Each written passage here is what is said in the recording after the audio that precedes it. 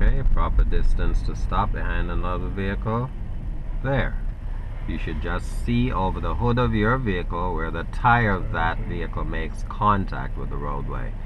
And the reason, yeah, that car, that's too close. The reason for that space is if this car died in front of us, and right now there's a bus right there on our tail.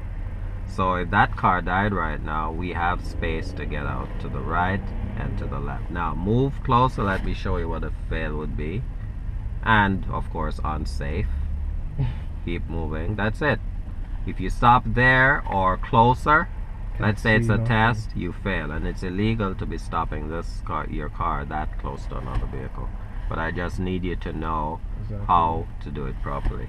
So if that car died right there, and this guy's on our bumper, and we needed to get out, we'd have to go help him push his car out of the way before you could get out, because you're too close, so you're stuck.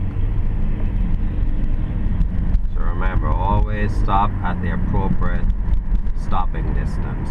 And again, you should see just over the hood of your vehicle, whatever type of vehicle you're driving, just over the hood where the tire makes contact with the roadway. That means you will be able to get out if there's a problem. Okay, red light ahead.